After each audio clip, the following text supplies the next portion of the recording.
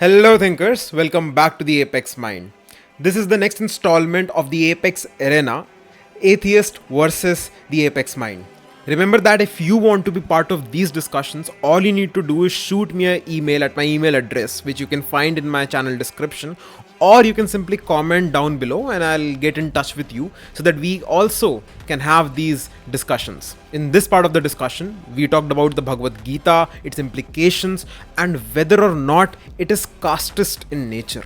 What even is the Varna system and is it justified? Like the other things that you wanted to ask. The difficulty with this is to just conceal it with what we popularly understand as God.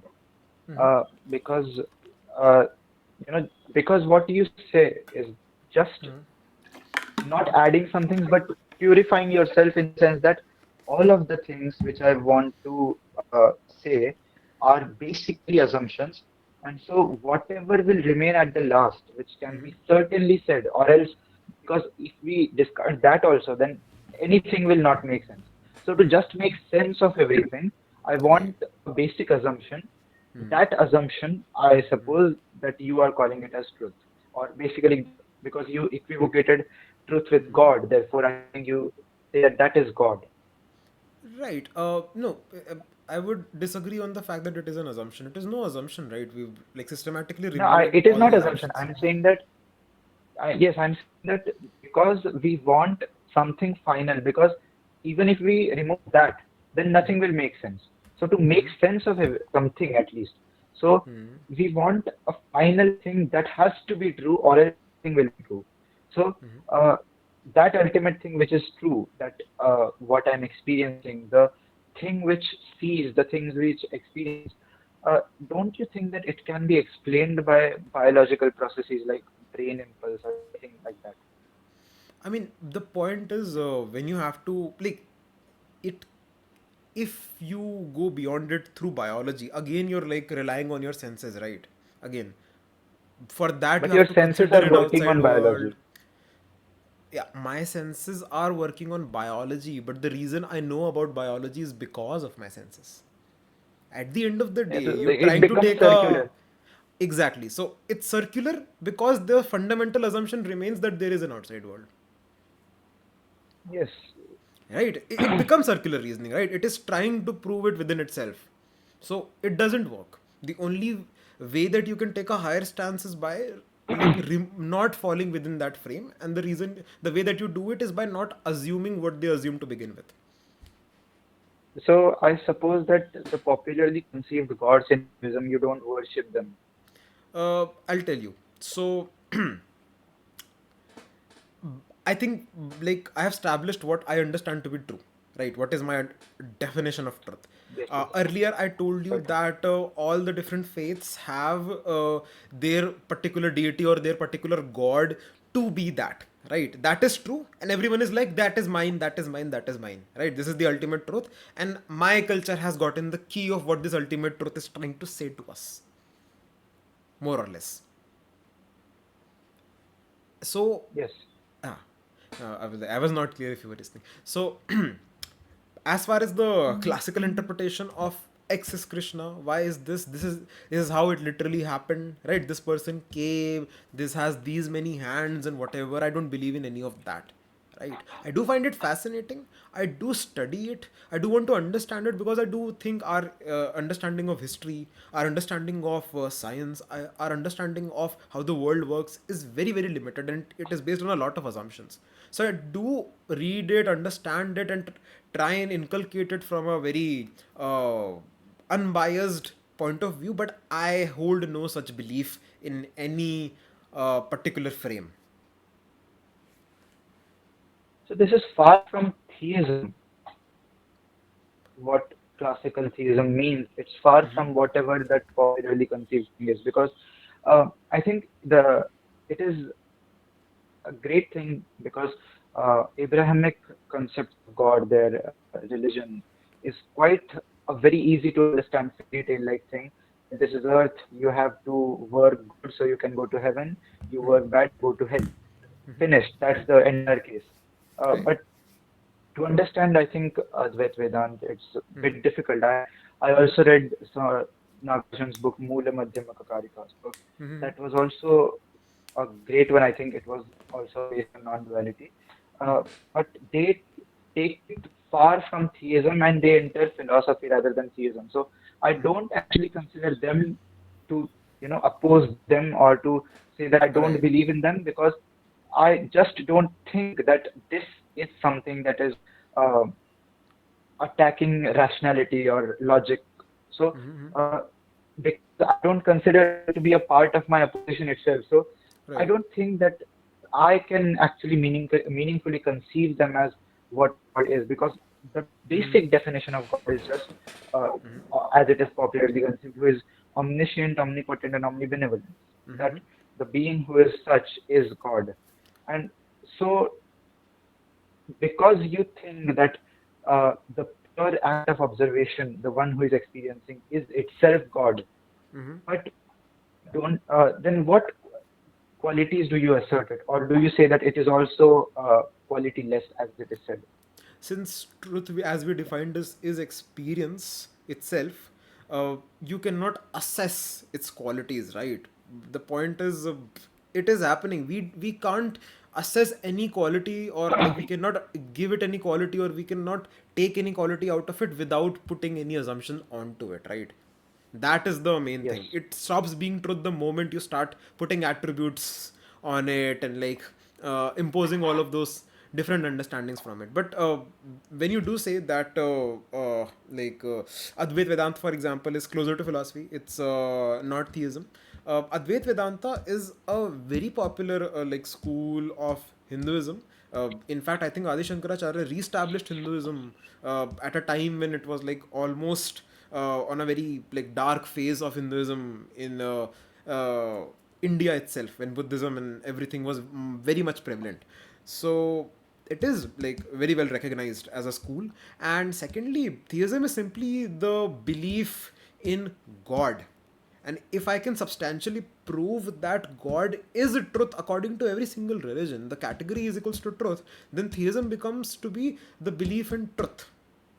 And I mean, I feel ultimately, whether you're a scientist, whether you're a rationalist, anything short of a nihilist, you do believe in some form of objective understanding of the world, right? So Yeah, anyone but who isn't a nihilist would whatever your qualify. definition is, Hmm. whatever your definition is far away from what, let's say, for example, Christians believe in as a Hmm. God. Hmm. You don't, I suppose you believe in going to heaven or going to hell after I mean, your death. And contentions as concepts. Honestly, on the risk of having some form of backlash, I'm just going to say that if people literally believe in a fiery eternal hell and a cloudy eternal heaven, and they believe they're literally going to be there, then I don't necessarily have any respect for any of those people. That's just how I fairly see it. You so can't take that what literally. will be the difference between me being an atheist and you Hmm. being an atheist? Basically, what I'm asking is that I think there is no difference between what I believe and what you believe, or Uh, basically what is. One difference, I think, if you're going with what I've defined to be God and truth, uh, if you're a nihilist, right, and you believe there is no objective truth, there is no objectivity, if you believe in that, then you become an atheist. If we understand theism to be a belief in God and God is truth. So that is how you can define yourself as an atheist, right? Yes, I but God is not only defined as truth, right? God is not only defined as truth. As you say, you strip off all the morality, all the kind of traits the which re- are omnibenevolent or all those things. and You and the just reason I say that it is an absolute existential truth. But that's not the only thing as it is categorized by bit most of the theists. And yeah. there have been various debates on this where they want to prove the thing which I want to discuss. But because you're not in that circumference itself, so I think that will be a short to say that we are both atheists in the sense that what is conceived as a popular religion. No, see, am I a follower of X religion, Y religion, Z religion? right? Like, let's say three random religions. Am I a follower of those? No. I mean, functionally speaking, you can say that a Hindu is an atheist to any Judeo-Christian god, any Gnosticism god, any Taoist god. Like, if you're a Hindu, you're an atheist in those worldviews, right? There is an implicit understanding of what kind of god people are talking about whenever they're having that debate. When Western people are having that debate, they always implicitly agree that we are going to talk about the Judeo-Christian God, or we're going to talk about the God of the Bible. We're going to talk about this God, that God, and even within Hinduism, when we are talking about God, most people are not even talking about Parabrahman, right? They're Yes. simply talking about, let's talk about Vishnu, let's talk about Krishna, let's talk about Trinity. But how often do you hear the word Parabrahman uttered in Hinduism, when even though technically Vedas have that concept as to be the true ultimate reality, and even Krishna in Gita is claiming to be Parabrahman to prove that he is God. So even that is, I think, there is a misconception of, we because popular discourse even online is a lot of it is mostly Judeo-Christian, people assume if I'm talking about God, that I'm talking about an omniscient, omnipotent, omnibenevolent God who gave the 10 commandments, who had Adam and Eve. But no, maybe I'm a Hindu. I am part of 1.4 billion people country in which majority are Hindu, and majority do not believe in the as such a god as such. Hell, there are like Kali worshippers who, and she is not good or not bad for them. She is everything. She is all good. She is all bad. She is the ultimate devourer. Is that not a god? Omnibenevolent does not come under her definition. So that stops qualifying. I mean, people in Antarctica would talk about penguins as birds. People in Australia will talk about ostrich as birds. But because now we have a global understanding of the different species of birds, we can draw a categorization of this categorization, this abstract metaphysical concept. This is a bird. Same goes for truth and God. And that is how I believe God should be. I mean, God is technically defined. People just in different contexts use different interpretations of God, which they implicitly agree upon when they enter any sort of debate or discussion.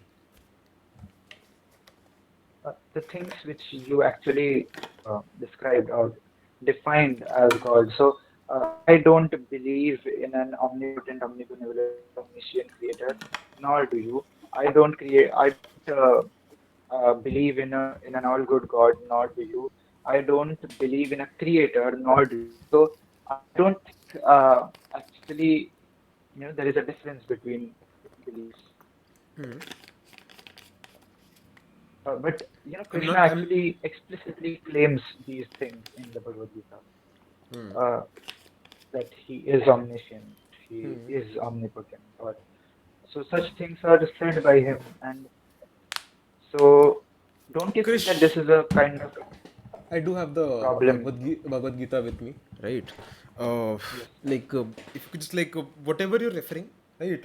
I want you to just like, if you can, right? If it is not too much of a problem, just like search them, look them up where they come, so I can like check where that comes in from, right? What is the In exact words?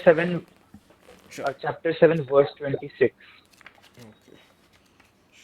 he Chapter literally says that I know everything, all those who have gone, all those who are, and all those who are going to be. That's basically the definition of omniscience. Right. Origin I shall declare thieful and knowledge among thousands of men. 26, right? Oh, I know, oh Arjun, the beings of the past, the present, and the future, but no one knows me. Sure, he says that. By delusion of the pairs of opposites arising from desire, wisdom, aversion, O Bharata, all beings are subject to delusion at birth. Yeah, I mean, he does claim to be then, like, knowing it all. Yes, Omniscient in and that sense. the when I think in many debates I've seen when people say that Bhagavad Gita is casteist or Krishna is casteist, this has been heavily. I mean, people seem to have a very lot of interest on quoting chapter 4, verse 13, on saying that Krishna created a system where it was divided based on the gunas and I think qualities and duties. So it was based on that and not based on birth. even in several chapters, he says that, this is based on, like, what he said is that a wise person sees a cow, a dog, a Brahman as equal. So he clearly is portrayed as if being against casteism. And but there are several other things also which are problematic for me. Sure. Like for in chapter 3, verse 35, uh, it he says that, your own dharma, your own where you're, and it explicitly says that where you're born, that dharma or that karma is better than others' dharma, even if done better. So your dharma, even if you cannot do it neatly, is better than other dharmas done neatly. So it's kind of basing it on birth. And if I Right. add omniscience, it becomes very problematic because uh, in if let's say we assume Krishna as to be a kind of Abrahamic God that knows everything and controls everything, if we look up at that definition, then what we see is that he knew everything, and then he knew that if I create this caste system, it is going to be 99.99% horrific for the people, Right. and I don't think of any benefits. So he knows that this is going to be horrific, and still he creates, knowing all the outcomes. Right. So that actually, I think, logically makes him a bit of casteist person. Sure. Uh, all right. So, what is like? Let's talk about Varna. Right. This is the original term. Casteism is like a loan word that we Yes, used yes, yes, later on. Right. yes. So let's talk about the Varna system. Right. So, what do you like understand by the Varna system? Like, what is it exactly? I take a literalist stance here. I say that whatever is written, I will kind of take it in a face value, if it not if it's not contextual. So what I read the Varna system as, it's as if, there is a principal and there are teachers. No one is discriminated. Just that if you do a work, you will be assigned this.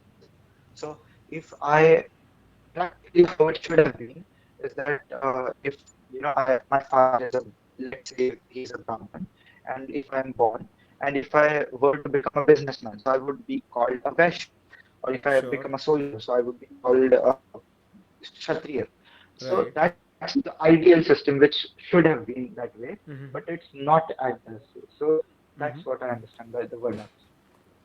Got it. So there is like a historical dispute, right? Even back when I was, I think, eighth ninth class, the way we were taught was that in early Vedic period, the Varna system was based on your own life path, whatever you decide, how whatever you're good in, and in the later Vedic period, it became more about what do you call what your particular lineage is, and that is when Jati system came in, Jativad came in, and all of that, right? That's So when Manusmriti came. yeah, so um, if we can agree on that, like we can talk on that, and if you don't agree on that, like I can take a different route. Yes, of course, I agree on that. It actually shifted towards birth-based, and Manusmriti actually gave it a big boom that it should be in such a way. That book was extremely dogmatic. There is clear instructions on what if a Kshudra actually, Manusmriti as well. asserts someone as an. It should be like that is one of the worst books as so far in providing a boom to him casteism, but that's how it started. But the entire process did not have to be this way, but it went somehow. Sure. So the only real authoritative text in Hinduism are the Vedas. I think we can agree on that, right? And the way that an astic and an astic Vedas, is. I think Vedas, Upanishads, Advaita Vedanta, and Bhagavad Gita. I think the I'll tell you four how of it is. them. So Vedas are the main text, right? These are assumed that Yes. rishis got it directly from the universe, and whatever it is if you believe in it, you're a Astic. If you don't believe in the Vedas authority, then you're a Nastic. There are Nastic schools in Hinduism also. And then Upanishads is, again, similar rishis trying to distill what Vedas have into a text form in a sense of a philosophical understanding of what the Vedas are saying, right? That is a sort of interpretation as such, the Upanishads. And then Bhagavad Gita and Mahabharata, then there is the Itihas. Like, Itihas is understood to be what actually happened. So Ramayana, the Valmiki Ramayana, and the Mahabharata are considered to, by the people of Hindu faith, to have actually happened. Within Mahabharata, there is the character of Krishna, like everything surrounding him, and within it, like he's said to be somehow godly. And in this Bhagavad Gita, he is basically summarizing all the jnana of Upanishads and Vedas, right? Because he talks about a lot of concepts which are discussed there, and he brings it all up, right? Not much new is added here particularly. And after this particular conversation happens, then the fight continues, everything happens, and then Arjun is like, Krishna, can you like remind me what you told me in the Bhagavad Gita? And Krishna is like, I don't know, bro. I was like in a trance like state. I got it, now I don't. I'll just give you a short summary of what I remember. And then he gives him, I think it's called the Adi Gita or something, right? So it is assumed even within the text that Krishna had some sort of a, what do you call, enlightened state when he came up with all of this. Suffice to say, and that is where he was like talking about uh, all sorts of gyan, which included the different yogas, which included the three tattvas, gunas, basically, and even the caste system. Let's just not beat around the bush with that. So Varna, as it is understood, is that duties prescribed to you. The society is divided into four parts, right? This is the concept. It is divided into four parts. There is the priestly class, the Brahmins, who are the not just the holders of knowledge, but the ones who create knowledge, the ones who create, hold, and disperse knowledge. That is their job. Therefore they are the sort of the brain of the society, and hence the symbolism with Brahma's head. Then there are the Kshatriyas. These are the people who hold all the power within society, all the weaponry, all the strength, everything. The physical might of the society is held by the Kshatriyas, and that is the reason they are represented with the bhujai or the arms of Brahma. Then there is the what do you call, Vaishyas, or I think Vaishyas, yeah. So the Vaishyas are the Yes, yes, people, yes. yeah, they are the people who hold all the wealth within society. So all the resources of society, right? Wealth can be understood as resources when it comes down to survival. So that is held by the Vaishyas. That is the reason they are the thighs of society, because they are the support structures of society on which all society stands upon. And then there is the working class, the laborer class, that is the Shudra, right? Those are the people who are the largest in quantity, and they are the one who are doing all the manual labor, everything. In Karl Marx would understand them to be the proletariat, right? The working class. What you and I are, if we're like doing a job, we're technically a Shudra in modern times. So these are the four distinctions. This is a sort of a guideline for society, not in the sense that okay, the XYZ lineage is this, XYZ lineage is that, XYZ lineage. It is that this is how you should divide a society, so that each of the powers don't overpower each other. Societies has four axes of power in that sense. If the people who hold all the knowledge, who create all the knowledge, and who make the major decisions for society at large, the philosophers of their time, if they get, let's say, weaponry also, what do you think happens? They overpower the rest of the people. Or if they get all the resources also, even then they can overpower everyone. Or they get the most amount of people also, they'll overpower. So the Varna system is made in a sense that none of these can overpower each other. It's like a nuclear deterrent kind of situation, right? Each is strong enough to take charge of everyone else. The reason Shudras are not as well off, most likely, as everyone else is because they're so large in number, right? It's difficult to distribute resources. Hell, Brahmins who are supposedly the one who are imposing all of this, they made sure that they cannot hold any wealth. They have to beg in order to live, right? That is how they eat, bhiksha. Imagine this: the top class of society survives by begging. So the system was a theoretical system which was made in order for like purification of society. The way that we understand, we don't have any historical actual event of Mahabharata happening, right? So at the very Yes. least, it is before recorded history, if I consider it to be true. If it is before recorded history, so it is set in a time where all of these things were working in accordance to Vedas, and if even if in our understanding of history that it never happened, in their society it was.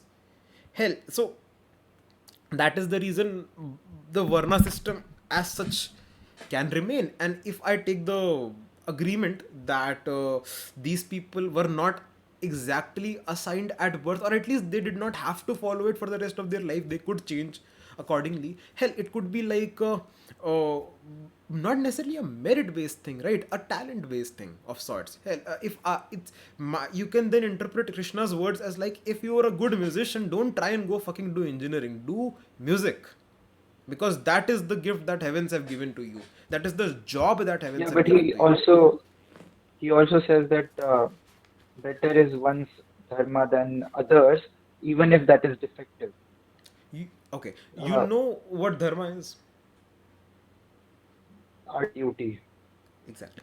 Dharma is technically, what is dharma is the biggest like question in Hinduism, and like all across the different texts people are arguing over it. But the way that I understand it is that just like how I understand God is like, dharma is cosmic law or like universal balance of sort, right? This, how do you keep everything in check? How do you keep everything in balance and the welfare of society, greater good? So, Yes. can you quote that line again that you just said, like with the own dharma one? I think in the last part of the 18th chapter, somewhere, 48, 18th chapter, I think 48th verse, I think 48, 47, 48, something like that. So he says actually that it is actually better to follow So your yeah, own, better is one's own duty, dharma or though duty, whatever destitute it of is, rather merits, than than to the duty of follow another others, even competent. if your is defective. So, destitute of, so he says better is one's own duty, right? Dharma, destitute of merits, even if you don't get merits, if you don't get any advantages, then the duty of another well performed, right? He who does the duty ordained by nature occurs no sin. Now assume you are someone who are an extremely like good musician, right? But you don't earn anything. You did get no recognition. You barely make ends meet. And then you're like, man, I think I should just do a computer science degree and get a decent IT job so that I can relax. And Krishna will come in your dreams and haunt you and be like, what? Do your dharma. Nature gave you the power to produce music. I do not care if you can't earn due to it. If you cannot have a luxury life, you will have to do it. That is otherwise you will incur sin. But I think the problematic word there is non-meriting. Merit Now, actually means basically that if you are good, then you will get this in your own field. So, yeah. but that means if you're not meritable, then you don't know to do these things. It's basically that your own liking is defective in yourself. So, it can be very correctly identified as some casteist thought that okay, if you're born in your family, if you're a kshatriya, then even if you cannot do your kshatriya dharma, when you have to do it rather than going to a brahman dharma and doing his duty rather than. So basically, do your own thing wherever you have gone. That's So basically what anyone can interpret if he takes it literally. okay, let me just like define merit, right? Like let's so a big part of merit is to like deserve praise or reward, right? That you're good enough that you deserve a sort of Deserve reward. what? Deserve something that in which you are good. Yes. Yeah, and that is the point, right? You have a prescribed duty. Now you can understand that as a caste's duty also, right? That is what you're going with. What I am saying here is that you have a talent ordained by nature. You have been given an ability that is truly and completely yours, and that is why it is innate within you. And if you don't follow it because you're not getting enough out of it, hell, let's assume for the sake of the argument I'm an amazing YouTuber, like I can do things, I'm supposed to educate other people, I'm supposed to talk to other people, I'm supposed to be a talking head on the internet, and that is my talent.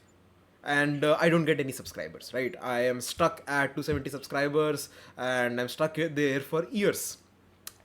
So I am not getting any merit. It is destitute of merits what I am doing, even if I am good, right? Even if I am good, I am destitute of any merits. Even then I'm supposed to do it, if because it is my dharma. That is kind of what it is. That is the reason nature is also invoked here, right? Nature is your born state. Obviously, like, people would want to retroactively talk about caste because we are coming from a backdrop of a lot of societal oppression, right? In the name of jati, in the name of caste. So when you see you were born as something and therefore you should do it, immediate the thought of that, okay, this is definitely referring to that you are born in this particular surname and therefore you should never come out of it, comes. But I believe what I have given you right now is a very fair interpretation of this text.